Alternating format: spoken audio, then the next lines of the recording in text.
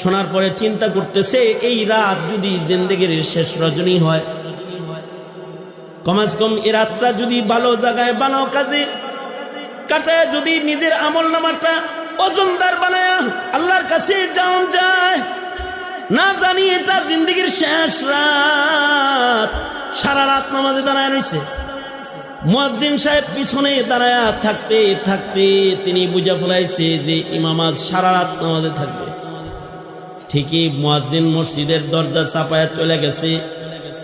ইমামে আজমের নামাজরত এশার পরে যে তিলাওয়াত শুরু করছে 5 পারা 6 পারা চলতেছে, তিলাওয়াত শুই না মুয়াজ্জিন চলে গেছে।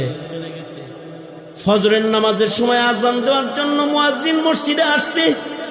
আয়েশা দেখে আশ্চর্য, ইমাম কেবলা রুখ এখনো সেম কোয়ালিটিতে দাঁড়ায়া আল্লাহর কালামের 30 নম্বর পারা আম্মা পারা তিলাওয়াত করতেছে, আর অঝরে কানবার লাগছে।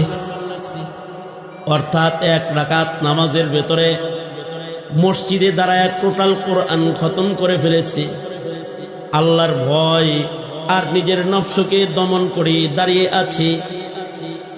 ওয়া আম্মা মান খাফা মাকামা রাব্বিহি ওয়া নাহান নাফসা আনিল হাওয়া ফাইন্নাল জান্নাতা হিয়াল মাওয়া। যাদের ভিতরে এমন সিফাত মিলবে যে নিজের খৌফ ও খাশিয়াতের কারণে আল্লাহর কাছে নিজেকে দাঁড় করাইতে সে ভয় পায়, আর নিজের নফস যা চায় এটা করে না, আল্লাহ যা পছন্দ করে সেটা করে, নিজের নফসকে দমন করে ফেলে। এই 2 গুণ যাদের ভেতরে পাওয়া যাবে